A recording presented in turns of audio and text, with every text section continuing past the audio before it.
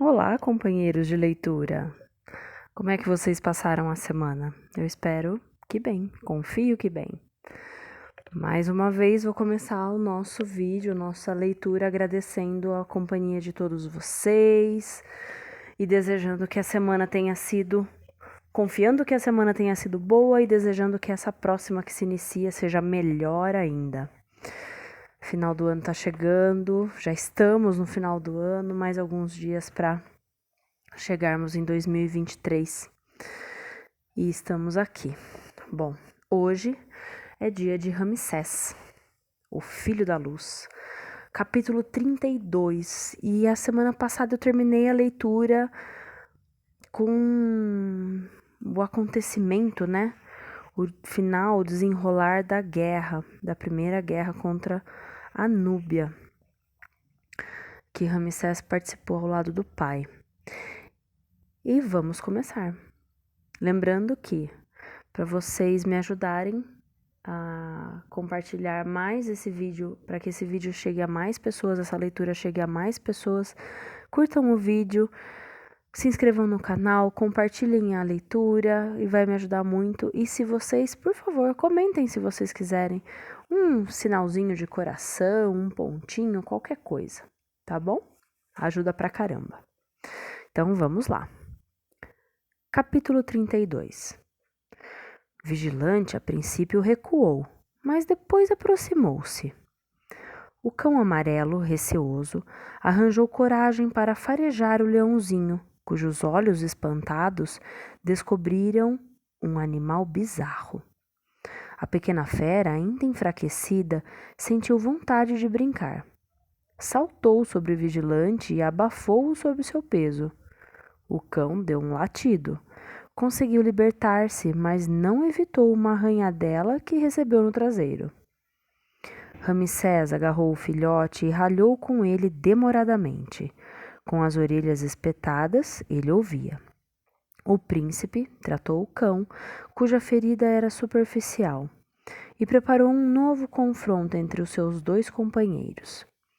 Vigilante, vingativo, deu uma espécie de sapatada no leãozinho, que Setaol batizara de Matador, pois não havia ele vencido o veneno de uma serpente e a sombra de uma morte certa? Aquele nome havia de dar-lhe sorte e correspondia à sua extraordinária força. Setaol refletira em voz alta. Um elefante gigantesco, um leão monstruoso. Não estava Ramsés revelando tendência para o grandioso e o excepcional, incapaz de se interessar pelo que era pequeno e miserável? Rapidamente, o leãozinho e o cão tomaram consciência da respectiva força. Matador aprendeu a conter-se, Vigilante a ser menos provocador. Uma amizade inabalável nasceu entre eles. Brincadeiras e correrias loucas ligaram-nos na mesma alegria de viver. Depois das refeições, o cão adormecia encostado ao flanco do leãozinho. As proezas de Ramsés causaram um grande alarido na corte. Um homem capaz de domesticar um elefante e um leão era dotado de um poder mágico que ninguém podia ignorar. Isete, a bela, sentiu grande orgulho e Shenar, profunda amargura. Como podiam os notáveis mostrar-se tão ingênuos? Ramsés tivera sorte, era tudo. Ninguém se comunicava com animais ferozes. Num dia próximo, o leão voltaria a ser selvagem e o faria em pedaços. No entanto, o filho mais velho do rei considerou recomendável manter excelentes relações oficiais com o irmão. Depois de ter entoado os elogios a Sete, como todo o Egito, Shenar salientou o papel que Ramsés desempenhara na luta contra os núbios revoltados. Elogiou as suas qualidades militares e desejou que fossem reconhecidas de forma mais oficial. Por ocasião de uma entrega de recompensas a veteranos da Ásia, a qual Shenar oficiava em representação ao rei, manifestou a sua intenção de ver o irmão em particular. Ramsés esperou pelo fim da cerimônia, e os dois retiraram-se para o gabinete de Shenar, cuja decoração acabava de ser restaurada. O pintor, um verdadeiro gênio, representara canteiros de flores onde voavam borboletas multicores. Não está uma maravilha? Gosto de trabalhar rodeado de luxo. As tarefas parecem-me mais leves. Quer beber vinho novo? Não, obrigado. Estas celebrações mundanas me aborrecem. A mim também, mas são indispensáveis. Os nossos valentes gostam de ser honrados. Não arriscam a vida, como você, para preservar a nossa segurança? O seu comportamento na Núbia foi exemplar. No entanto, o caso estava mal encaminhado. Shenar havia engordado. Apreciador da boa mesa, sem fazer exercício, assemelhava-se a um daqueles notáveis de volumosa corpulência. Nosso pai conduziu esta campanha com mão de mestre.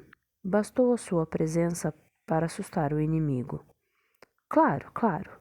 Mas a sua aparição no dorso de um elefante não foi estranha ao nosso êxito. Disse que a Núbia o impressionou muito. É verdade. Adoro aquela terra. Como considera o comportamento do vice-rei da Núbia? Indigno e condenável. No entanto, o faraó manteve-o no lugar. Sete sabe governar. Essa situação não pode continuar. O vice-rei não tardará a cometer outro erro grave. Não terá extraído uma lição dos seus erros? Os homens não mudam assim tão rapidamente, meu querido irmão. Todos têm tendência a tornar a cair nos mesmos erros. O vice-rei não será exceção à regra. Pode acreditar. Cada um tem o seu destino. A sua queda pode influenciar o seu... Como? Não se faça de ingênuo. Se você se apaixonou pela Núbia, o único cargo que pode desejar é o de vice-rei. Posso ajudar a consegui-lo. Ramsés não pensara naquela perspectiva. Shenar notou sua perturbação. Considero a sua pretensão perfeitamente legítima, continuou. Se ocupasse esse posto, nenhuma tentativa de revolta se verificaria. Prestaria um serviço ao país e seria feliz. Um sonho. Um sonho que Ramsés expulsara do seu espírito. Viver lá com o seu leão e o seu cão. Percorrer todos os dias as imensas e desertas vastidões. Comunicar-se com o Nilo, as rochas e a areia dourada. Não seria demasiado sublime. Está caçoando de mim, Shenar. Provarei ao rei que você foi feito para aquele posto. Sete viu-o em ação. Inúmeras vozes se unirão a mim e você conseguirá o que pretende. Faça como quiser. Shenar despediu-se do irmão. Na Núbia, Ramsés deixaria de o incomodar. Acha estava aborrecido. Em poucas semanas, esgotara as alegrias do trabalho administrativo que a hierarquia lhe confiara. A burocracia e os arquivos não lhe interessavam mais. O que lhe interessava agora era a aventura no terreno. Estabelecer contatos, fazer falar as pessoas de qualquer condição social, detectar a mentira, descobrir os pequenos e os grandes segredos, revelar o que tentavam esconder-lhe. Eis o que o divertia. Tinha que fazer do tempo o seu aliado, fazendo reverências enquanto esperava o posto que lhe permitiria viajar pela Ásia e compreender os mecanismos do pensamento dos inimigos do Egito. Seguiu a única estratégia que um diplomata podia utilizar: girar pelos corredores. Encontrou, assim, homens experientes, de poucas palavras e ciosos dos seus segredos, e soube lisonjeá-los. Sem exigir nada, delicado, culto, conquistou a confiança e travou inúmeros diálogos sem nunca importunar os seus interlocutores. Pouco a pouco, ficou sabendo do conteúdo de processos confidenciais sem precisar consultá-los. Algumas lisonjas, cumprimentos bem calculados, perguntas pertinentes e uma linguagem escolhida conquistaram a estima dos altos funcionários do Ministério dos Negócios Estrangeiros. Shenar apenas recebia ecos favoráveis relacionados com o jovem Asha. Ter feito dele um aliado era um dos seus maiores sucessos. Nos encontros que tinham, frequentes e secretos, Asha mantinha-o informado daquilo que se tramava nos corredores do poder. Shenar verificava e completava suas próprias informações. Dia a dia, preparava-se de forma metódica para o cargo de rei. Depois do seu regresso da Núbia, Sete parecia muito cansado. Diversos conselheiros preconizavam a nomeação de Shenar como regente a fim de avaliar o soberano do peso de certas responsabilidades. Visto que a decisão fora já tomada e não deparava com nenhuma oposição, por que demorar mais? Habilmente, Shenar segurava o jogo. Afirmava que a pouca idade e a sua inexperiência ainda traziam desvantagens. Era necessário confiar na sabedoria do faraó. Amene voltou ao trabalho. Curado de um ataque de gripe que o prendera ao leito, fazia questão de provar a Ramsés que as suas investigações não tinham sido em vão. Um trabalho excessivo minara a saúde do jovem escriba, mas retornava ao trabalho com a mesma dedicação, desolado pelo serviço atrasado. Embora Ramsés não esboçasse qualquer censura, Amene sentia-se culpado. Um dia de repouso parecia-lhe uma falta imperdoável.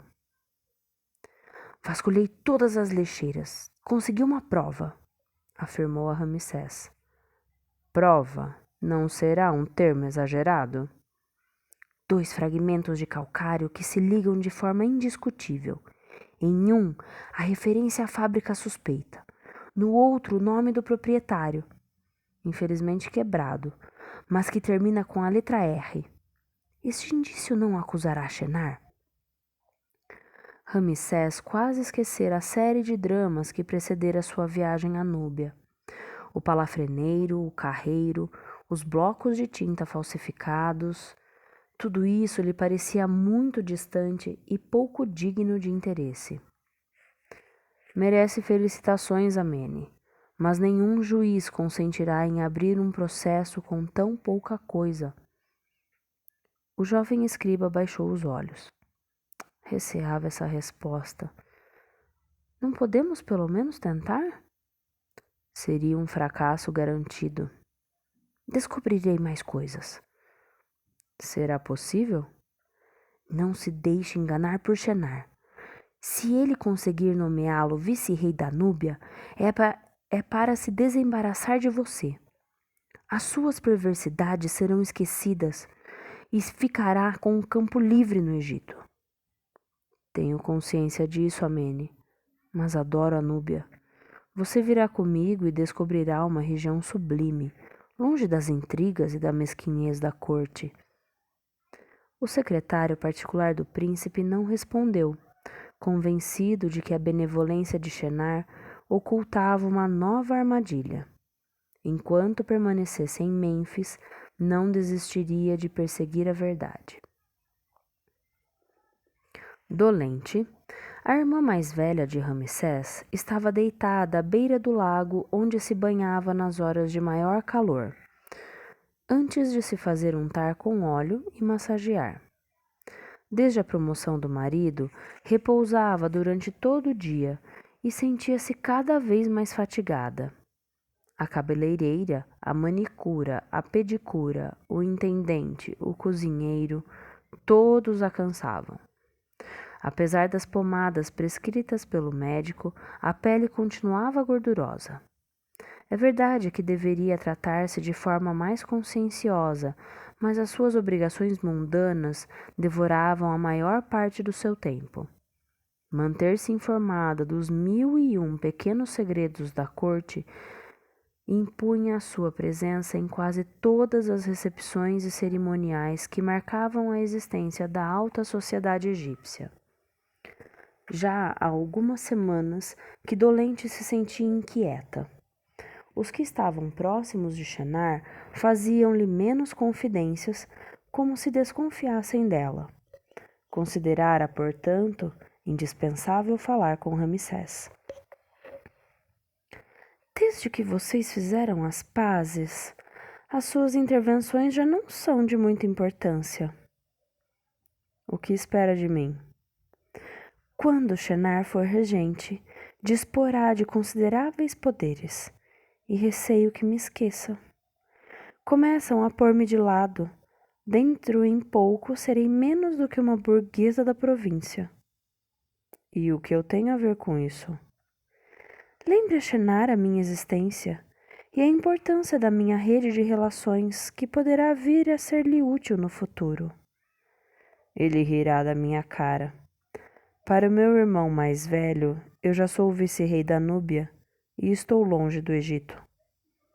Então a sua reconciliação é apenas aparente. Shenar distribuiu as responsabilidades. E você aceita um exílio no meio dos negros? Adoro a Núbia. Dolente animou-se, saindo do seu torpor. Suplico-lhe que se revolte. A sua atitude é inadmissível. Aliemo-nos para contra-atacar Shenar. Esse monstro deve se lembrar que tem uma família e que não deve enviá-la para as trevas. Lamento, minha querida irmã, mas detesto conspirações. Dolente ergueu-se furiosa. Não me abandone! Eu a considero bem capaz de se defender sozinha. No silêncio do templo de Hathor, depois de ter celebrado os rituais da tarde e ouvido os cânticos das sacerdotisas, a rainha Toia meditava. Servir a divindade permitia-lhe afastar-se das baixezas humanas e encarar o futuro do país com maior lucidez. Em longas conversas com o marido, a rainha manifestara suas dúvidas sobre a capacidade de Shenar para governar. Como sempre, Sete ouvira-a com atenção. Não ignorava que tinham atentado contra a vida de Ramsés e que o verdadeiro culpado, depois do carreiro, morto nas minas de turquesas, continuava desconhecido e sem castigo. Embora a animosidade de Shenar para com o irmão parecesse ter desaparecido, poderia ser considerado inocente? Na ausência de provas, aquelas suspeitas pareciam monstruosas, mas o gosto pelo poder não transformava os seres humanos em animais ferozes. Sete não descurava nenhum pormenor. As opiniões da esposa tinham mais peso do que as de cortesãos muito ligados à causa de Shenar ou habituados a lisonjear o soberano. Juntos, Sete e Toia examinaram o comportamento dos seus 2 filhos e fizeram uma avaliação. É verdade que a razão separava e analisava, mas era impotente para decidir. Seria Sia, a intuição fulgurante, o conhecimento direto transmitido de coração em coração dos faraós, que traçaria o caminho. Ao abrir a porta que dava para o jardim reservado ao príncipe Ramsés, Amene esbarrou com um estranho objeto.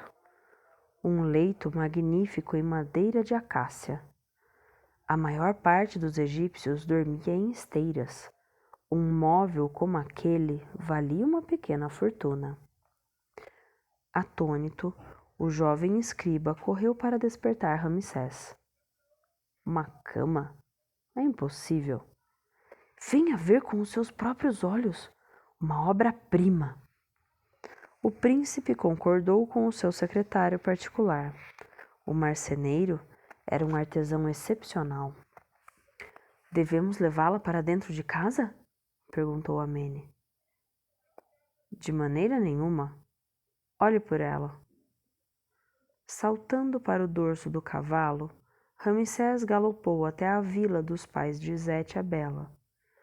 Teve que esperar até que a jovem terminasse a sua toilette de forma a apresentar-se bem vestida, maquilada e perfumada. A sua beleza perturbou Ramsés. Estou pronta, disse ela sorrindo. Izete, foi você que mandou aquela cama? Radiante, ela o abraçou. Quem mais teria tal atrevimento? Realizando o dom da cama, Izete a Bela obrigava o príncipe a fazer-lhe outro ainda mais suntuoso e que só poderia ser o de se tornarem futuros esposos, unidos para toda a vida. Aceitou o meu presente?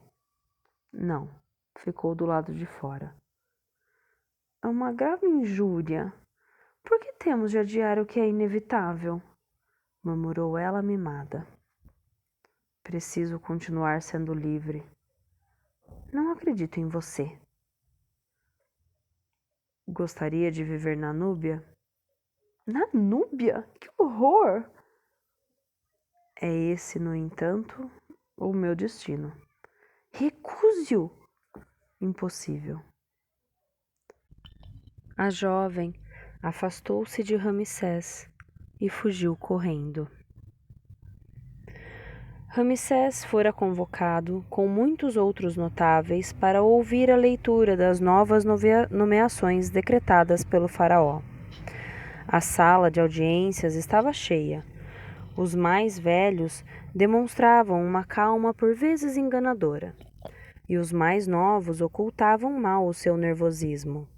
Muitos receavam o julgamento de Sete, que não admitia o mínimo atraso na execução das tarefas que confiava e se mostrava muito pouco amável às justificativas empoladas dos incompetentes.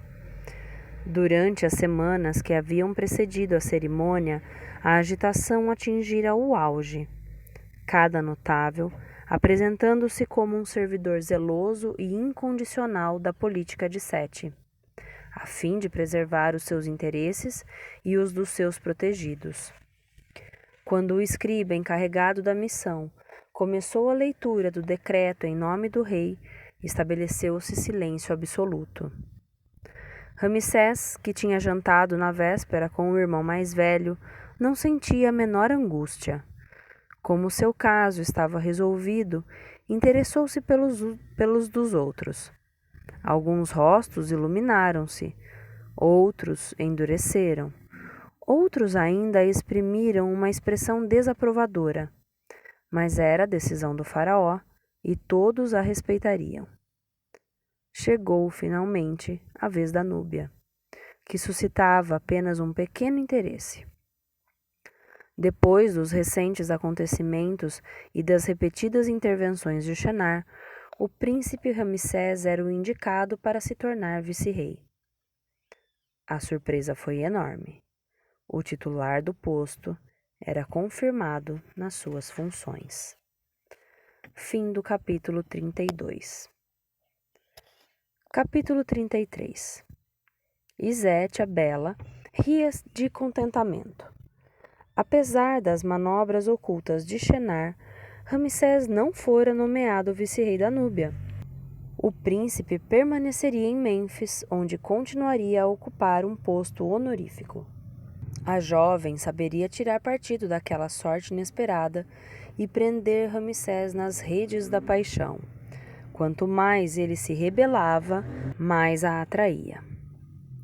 Apesar da insistência dos pais que gostariam de responder favoravelmente às solicitações de Shenar, Izete, a Bela, tinha olhos apenas para o irmão Ramsés. Desde o seu regresso da Núbia, o jovem estava ainda mais belo e mais viril. Seu corpo esplêndido e robusto adquirira maior desenvolvimento. Sua nobreza natural impunha-se com mais intensidade. Sendo mais alto que a maior parte dos seus compatriotas, parecia invencível. Partilhara sua existência, as suas emoções, os seus desejos. Que futuro deslumbrante! Nada nem ninguém impediria Izete a Bela de se casar com Ramsés. Alguns dias depois da leitura das nomeações, foi à casa do príncipe, pois uma visita muito antecipada teria sido inoportuna. Agora, passada a decepção inicial, Izete saberia consolá-lo com eficácia. Amene, de quem ela não gostava, recebeu-a com atenção. Como podia o príncipe depositar a sua confiança num garoto doentio e enfesado, sempre debruçado sobre uma prancheta de escriba, incapaz de gozar das alegrias da vida? Mais cedo ou mais tarde, convenceria o seu futuro marido a livrar-se dele e rodear-se de pessoas mais brilhantes. Um Ramsés não podia satisfazer-se com indivíduos tão medíocres. Anuncie-me ao seu senhor. Lamento, ele está ausente. Por quanto tempo? Não sei. Está caçoando de mim? Nunca faria isso. Nesse caso, explique-se. Quando ele partiu? O rei veio buscá-lo ontem de manhã. Ramsés subiu no seu carro e tomaram a direção do porto. O Vale dos Reis, que os sábios denominavam a Grande Planície, paraíso onde ressuscitava a alma luminosa dos faraós, estava mergulhado num silêncio sepulcral. Desde o desembarcadouro da margem ocidental de Tebas até aquele local sagrado, cujo acesso era guardado dia e noite, o faraó e o filho haviam seguido por um caminho sinuoso ladeado por altas falésias. Dominando o vale, erguia-se o cume, de terminação piramidal, que abrigava a deusa do silêncio. Ramsés estava assombrado. Por que o pai o levaria àquele lugar misterioso onde apenas ao faraó reinante e aos artesãos encarregados de escavar a sua morada para a eternidade era autorizada a entrada? Devido aos tesouros acumulados nos túmulos, os arqueiros da guarda tinham ordem para atirar de imediato e sem intimação sobre qualquer pessoa não identificada. A menor tentativa de roubo, considerada como um crime que punha em perigo a salvaguarda de todo o país, era passível de pena de morte. Mas falava-se também da presença de gênios armados com facas, que cortavam a cabeça dos incapazes de responderem às suas perguntas. É claro que a presença de Sete lhe dava segurança, mas Ramsés teria preferido 10 combates contra os núbios àquela viagem no mundo sombrio e assustador. A sua força e a sua valentia não lhe serviriam de nada. Sentia-se desarmado, presa fácil de forças desconhecidas contra as quais não sabia lutar. Nem uma erva, nem um pássaro, nem um inseto. O vale parecia ter expulso todas as formas de vida em benefício da pedra, a única capaz de testemunhar para sempre a vitória sobre a morte. Quanto mais o carro conduzido por Sete avançava, mais as muralhas ameaçadoras se aproximavam. O calor tornava-se sufocante e a sensação de abandonar o mundo dos humanos apertava a garganta. Surgiu uma passagem estreita, uma espécie de porta aberta na rocha. De um lado e outro, soldados armados. O carro mobilizou-se. Sete e Ramsés desceram.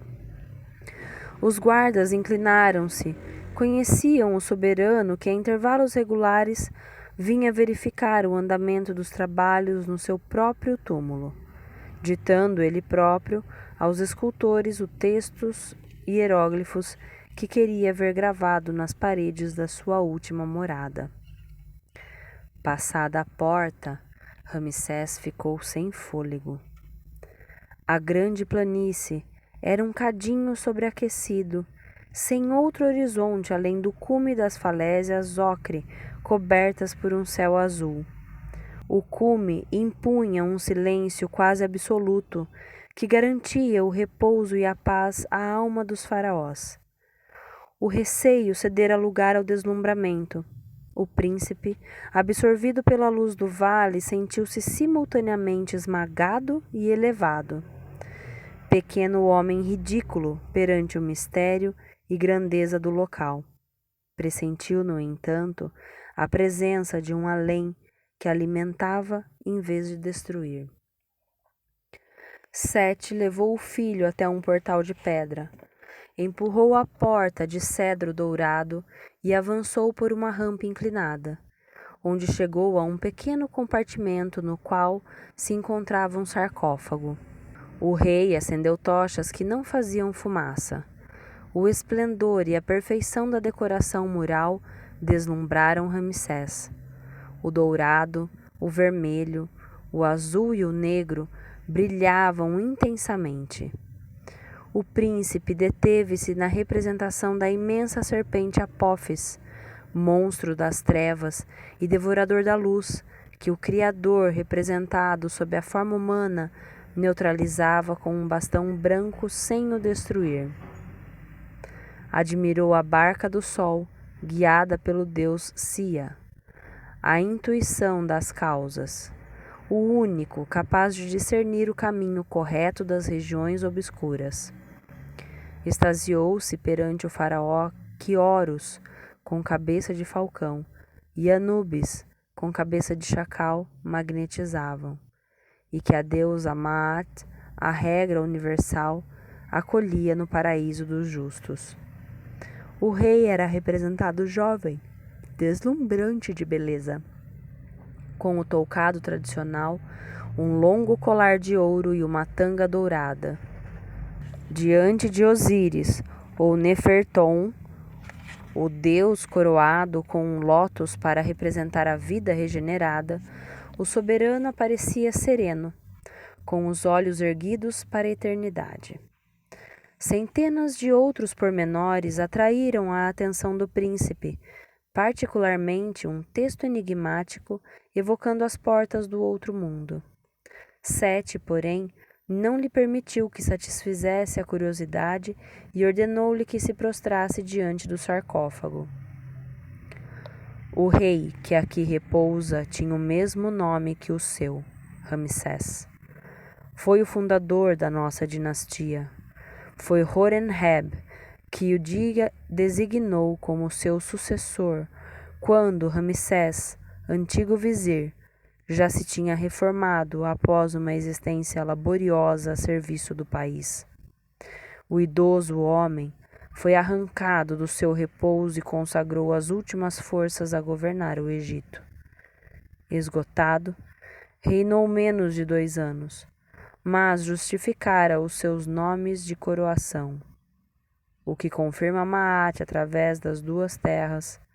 A luz divina pô-lo no mundo, estável é o poder da luz divina, o eleito do princípio criador. Assim era este homem, sábio e humilde, o nosso antepassado, aquele que devemos venerar para que abra os nossos olhos. Preste-lhe culto, honre o seu nome e a sua memória, porque os antepassados estão à nossa frente, e devemos colocar os nossos passos nos seus passos. O príncipe sentiu a presença espiritual do fundador da dinastia, do sarcófago que os hieróglifos denominavam o fornecedor da vida. Emanava uma energia palpável, semelhante a um suave raio de sol.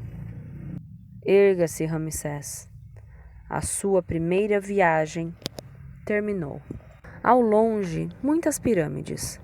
A mais impressionante era a do faraó Djeser, com os seus numerosos degraus em forma de escada que subia para o céu.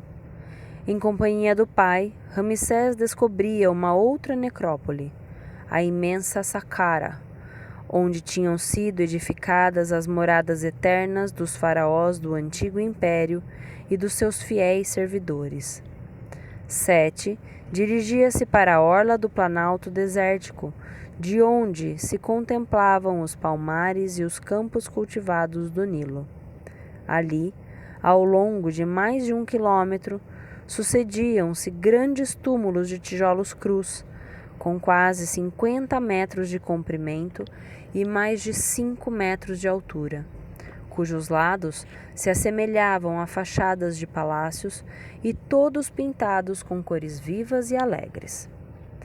Um deles espantou Ramsés devido à presença de 300 cabeças de touro em terracota, dispostas de forma saliente em toda a volta. Dotados de chifres verdadeiros, transformavam a sepultura num exército invencível, do qual nenhuma força negativa conseguiria aproximar-se. O faraó aqui sepultado tem o nome de Djet, revelou Sete, que significa a eternidade. Perto dele estão os outros reis da primeira dinastia, os nossos antepassados mais longínquos. Pela primeira vez nessa terra, puseram em prática a lei de Maat e imprimiram ordem ao caos. Todo o reino deve ter raízes no jardim que eles plantaram. Recorda-se do touro selvagem que você enfrentou? Foi aqui que nasceu. É aqui que a força se regenera desde a origem da nossa civilização. Ramsés deteve-se em frente de cada cabeça de touro. Nenhuma delas tinha a mesma expressão. Ali estavam expressas todas as facetas da arte de comandar, desde a mais severa autoridade até a mais pura benevolência. Quando terminou a volta ao estranho monumento, Sete voltou a subir para o carro. Assim se realizou a sua segunda viagem. Tinham navegado para o norte e depois galopado por estreitos atalhos entre os campos verdejantes até uma pequena aldeia onde o faraó e o filho foram recebidos com entusiasmo. Naquele recanto perdido do delta, tal esmola chegava a ser um milagre. No entanto, os habitantes pareciam conhecer bem o rei. O serviço de ordem interveio de forma serena, enquanto Sete e Ramsés penetravam no interior de um pequeno santuário, mergulhado na obscuridade. Sentaram-se frente a frente, em bancos de pedra. Conhece o nome Avaris? Quem não o conhece? É o da cidade maldita que serviu de capital aos ocupantes iquiscos. Você está em Avaris. Ramsés ficou atordoado. Mas ela não foi destruída? Que homem poderia destruir uma divindade? Aqui reina Set, o poder do raio e da tempestade, a quem devo o meu nome. Ramsés ficou aterrado. Sentiu que Set era capaz de o aniquilar com um simples gesto ou com um só olhar. Qual a razão para trazê-lo àquele lugar maldito? Está com medo e com razão. Só os vaidosos e os imbecis ignoram o medo. Desse receio deve nascer uma força capaz de o vencer. É esse o segredo de Set. Quem o negou, como Akenaton, cometeu um erro e fragilizou o Egito. Um faraó encarna também a tempestade, o furor do cosmo, o caráter implacável do raio. É o braço que age e por vezes bate e castiga.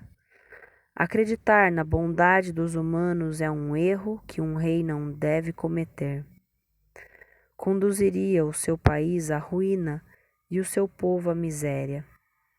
E você, Ramsés? Será capaz de enfrentar Set? Um raio de luz proveniente do teto do santuário iluminou a estátua de um homem em pé, com uma cabeça estranha de longo focinho e duas grandes orelhas. Set, cujo rosto aterrador saía das trevas. Ramsés ergueu-se e avançou para ele. Esbarrou em uma parede invisível e foi obrigado a parar. Uma segunda tentativa saldou-se pelo mesmo fracasso, mas a terceira permitiu-lhe franquear o obstáculo. Os olhos vermelhos da estátua brilhavam como duas chamas. Ramsés sustentou-lhe o olhar, embora sentisse uma queimadura, como se uma língua de fogo lhe percorresse o corpo. A dor foi intensa, mas suportou-a. Não recuaria perante Sete, mesmo que acabasse por ser aniquilado. Era o momento decisivo, o momento de um duelo desigual, que não tinha o direito de perder. Os olhos vermelhos saíram das órbitas, uma chama envolveu Ramsés. A sua cabeça foi consumida, o coração estourou, mas permaneceu de pé. Desafiou Set e repeliu-o para longe de si, para as profundezas da sua capela. A tempestade rebentou e uma chuva diluviana bateu-se sobre Avariz, o granizo fazendo vibrar as paredes do santuário. A claridade vermelha esbateu-se e Set regressou às trevas. Era o único Deus que não tinha filhos. Mas o faraó Sete, o seu herdeiro na terra, reconhecia o filho Ramsés como um homem de poder. Terminou a sua terceira viagem, murmurou. Fim do capítulo 33. Capítulo 34. Toda a corte se deslocara para Tebas naqueles meados de setembro para participar da grandiosa festa de Opet, durante a qual o faraó se comunicaria com Amon, o deus oculto, que regeneraria o Ka, seu filho, encarregado de o representar na terra. Nenhum nobre podia estar ausente da grande cidade do sul durante esses 15 dias de regozijo. E se as cerimônias religiosas eram reservadas a alguns iniciados, o povo divertia-se e os ricos recebiam-se uns aos outros em suas suntuosas vilas. Para Amene a viagem fora um calvário. Por ser obrigado a levar consigo diversos papiros e o seu material de escriba, detestava esse tipo de deslocamento, pois perturbavam os seus hábitos de trabalho. Apesar do mau humor, preparara aquela migração com o maior cuidado para que Ramsés ficasse satisfeito. O príncipe mudara desde o seu regresso. O temperamento tornara-se mais sombrio e retirava-se muitas vezes para meditar. Amene não o importunava, limitando-se a fazer-lhe um relatório diário sobre as suas atividades. Como escriba real e oficial superior, o príncipe tinha que resolver uma série de pequenos problemas administrativos, dos quais o secretário particular o aliviava. Pelo menos, no barco que navegava para Tebas, Amene estava livre de Izete a Bela. Todos os dias, durante a ausência de Ramsés, ela tentara extorquir informações que ele não possuía. Como o encanto da jovem não o impressionava, as trocas de pontos de vista eram bastante agressivas. Quando Izete pedira a Ramsés a cabeça do seu secretário, o príncipe mandara calar-se sem contemplações, e a zanga durara vários dias. A bela nobre tinha que se convencer de que ele nunca trairia os seus amigos. Na sua diminuta cabina, Amene redigia cartas nas quais Ramsés colocava o seu selo. O príncipe veio sentar-se numa esteira ao lado do escriba. Como suportar um sol tão quente? Espantou-se Amene. Se estivesse no seu lugar, cairia fulminado em menos de uma hora. Ele e eu nos compreendemos. Eu o venero e ele me alimenta. Não vai parar de trabalhar para contemplar a paisagem? A ociosidade põe-me doente. A sua última viagem não parece ter lhe feito muito bem. É uma crítica? Tornou-se muito solitário. A sua atitude me influencia. Não caçoe de mim e guarde seu segredo. Um segredo. Sim, Tem razão. Então já não tem confiança em mim. Pelo contrário, você é o único que pode compreender o inexplicável. Seu pai o iniciou nos mistérios de Osíris? Perguntou Amene com um olhar ávido. Não, mas levou-me ao encontro dos seus antepassados. Todos os seus antepassados. Ramsés pronunciara essas últimas palavras com tal gravidade que o jovem escriba ficou perturbado. O que o príncipe vivera fora sem dúvida uma das etapas essenciais da sua existência. Amene fez então a pergunta que lhe queimava os lábios. O faraó modificou o seu destino? Abriu-me os olhos para uma outra realidade. Encontrei o deus Set. Amene estremeceu. Está vivo? Pode tocar-me. Se qualquer outro tivesse tentado enfrentar Set, não o acreditaria. Você é diferente. Não seja severo demais com ela. Não tentou interromper a sua carreira? Hei de mostrar-lhe o seu erro. Não conte comigo para me mostrar amável. A propósito, você anda muito solitário e um tanto rabugento. As mulheres são perigosas. Prefiro o meu trabalho. E você devia se interessar pelo papel que vai desempenhar durante a festa de Opet. O seu lugar ficará situado no primeiro terço do cortejo e usará uma túnica de linho nova, com mangas plissadas. Chama sua atenção para a fragilidade da peça. Deve manter-se correto e não fazer movimentos bruscos. Está me impondo provas difíceis. Quando se está animado da energia do deus Set, tudo não passa de uma brincadeira. Canaã e a Sírio-Palestina pacificadas, a Galiléia e o Líbano dominados, os beduínos e os núbios vencidos, os hititas mantidos à distância para além do Oronte. Agora, o Egito e Tebas podiam realizar a festa sem qualquer receio. Tanto ao norte como ao sul, o país mais poderoso da terra tinha controlado os demônios que apenas sonhavam apoderar-se das suas riquezas. Em 8 anos de reinado, Sete impusera-se como um grande faraó que as gerações futuras haviam de venerar. Segundo algumas indiscrições, a morada eterna de Sete, no Vale dos Reis, seria a maior e a mais bela jamais construída. Em Karnak, onde trabalhavam diversos arquitetos, o faraó em pessoa dirigia um grande canteiro de obras e ninguém poupava elogios ao templo da margem oeste, em Gornar, destinado a celebrar o culto do Ka de Sete, a sua força espiritual para a eternidade. Os mais conservadores admitiam atualmente que o soberano tivera razão em não se lançar numa guerra incerta contra os hititas e em canalizar suas energias do país para a construção de santuários de pedra, receptáculos da presença divina. No entanto, como explicava Shenar a notáveis interessados, essa trégua não fora aproveitada para desenvolver as trocas comerciais, única alternativa para pagar rivalidades.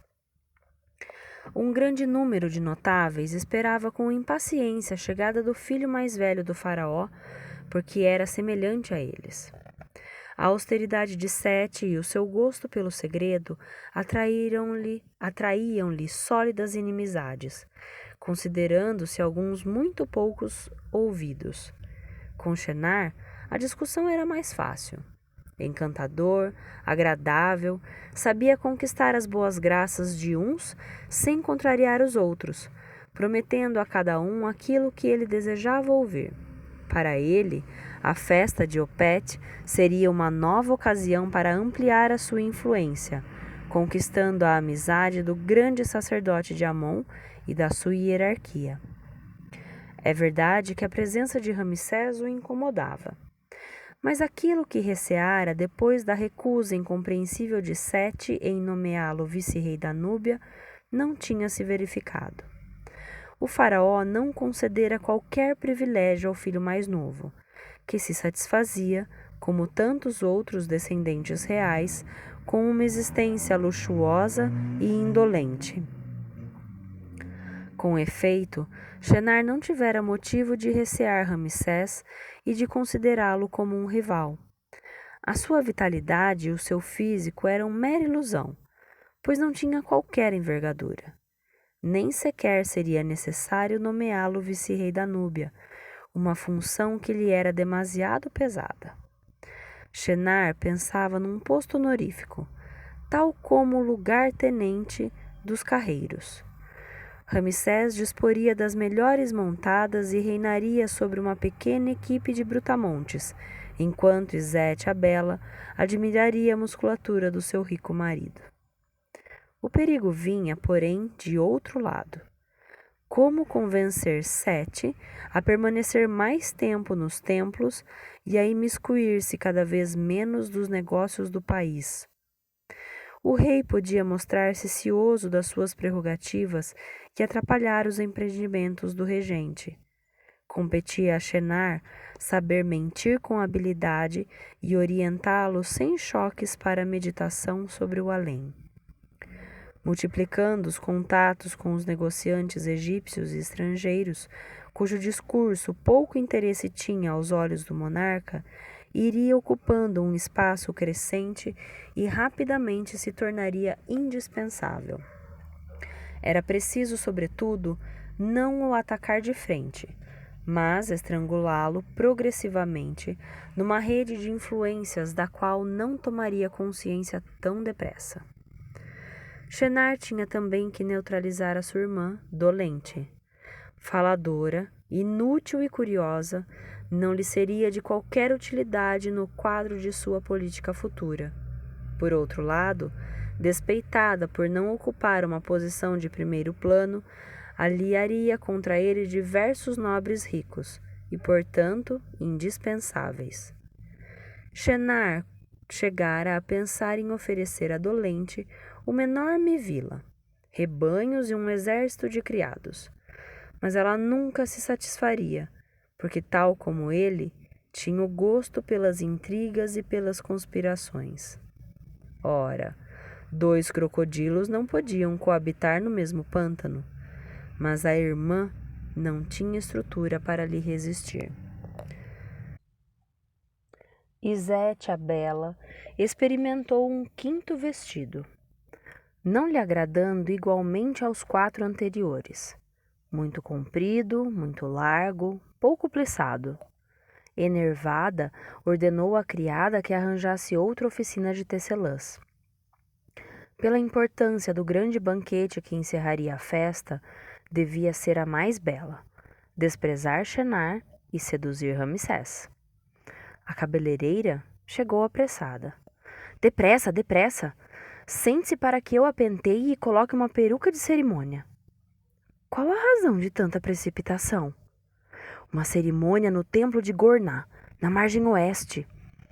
Mas não estava prevista. Os rituais só começam amanhã. No entanto, é assim. Toda a cidade está em ebulição. Temos de nos apressar. Contrariada, Izete a Bela contentou-se com um vestido clássico e uma discreta peruca, que não evidenciava sua juventude e graciosidade, mas não perderia por nada aquele encontro inesperado. O templo de Gorná, uma vez terminado, seria consagrado ao culto do espírito imortal de Sete. Quando este tivesse regressado ao oceano de energia depois de ter encarnado, no período de uma existência, no corpo de um homem. A parte secreta do edifício, onde o rei estava representado no cumprimento dos rituais tradicionais, encontrava-se ainda nas mãos dos escultores. Nobres e altos funcionários amontoaram-se em frente da fachada do santuário, num grande pátio a céu aberto, que em breve seria aterrado com um pilão. Receando a inclemência do sol, apesar da hora matinal, A maior parte abrigava-se sob portáteis guarda-sóis retangulares.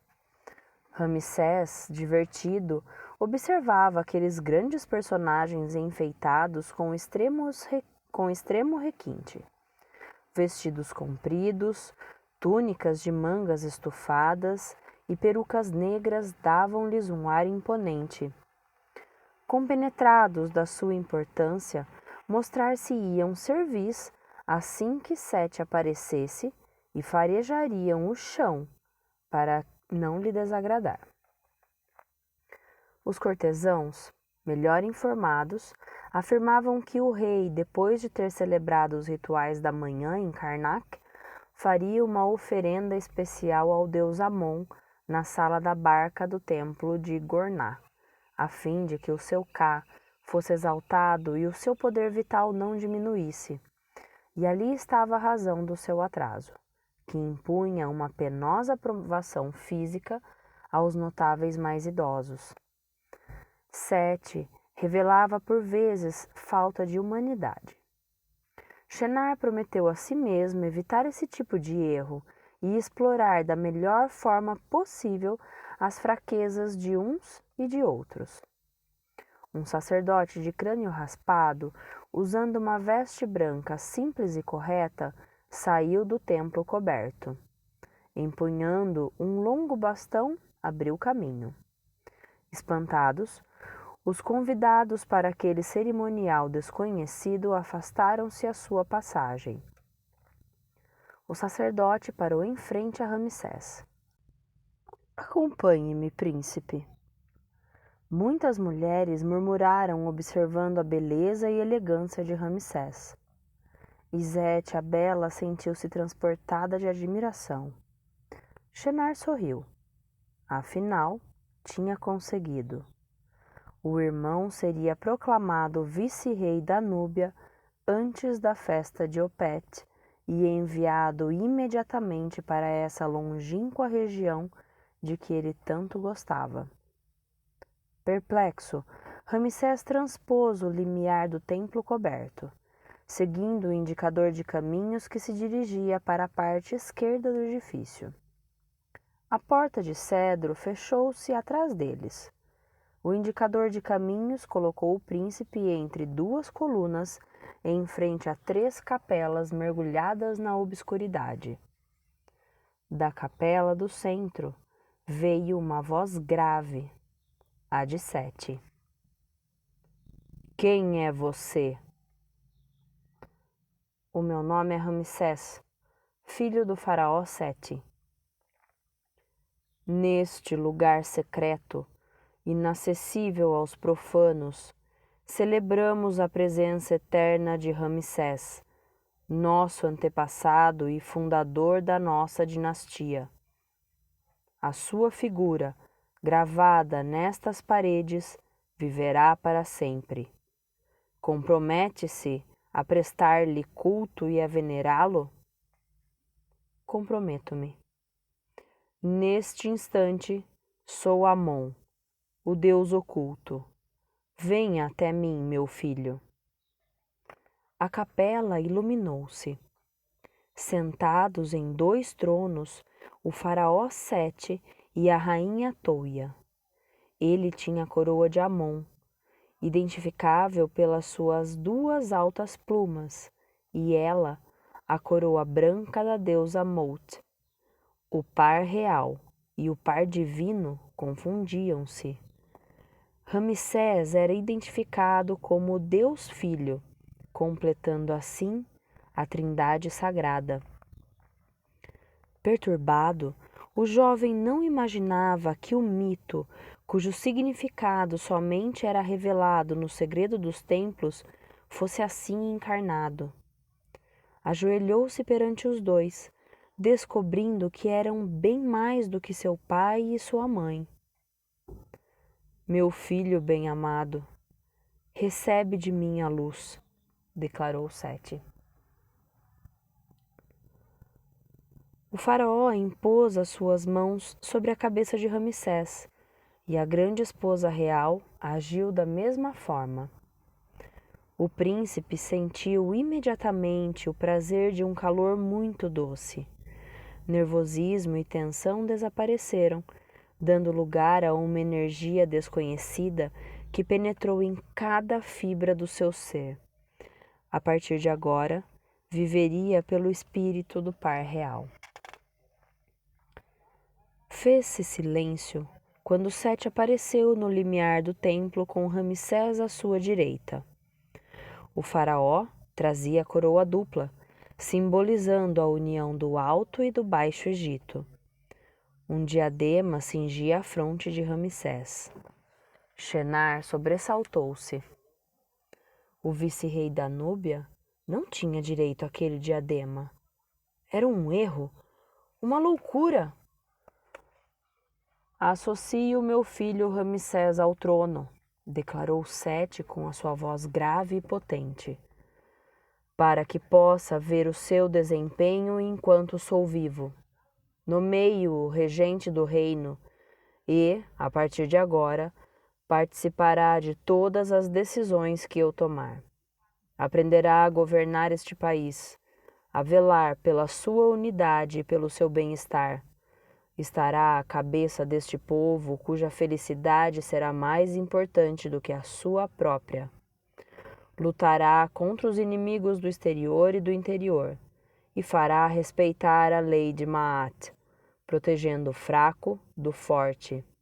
E assim será, porque grande é o amor que dedico a Ramsés, o filho da luz.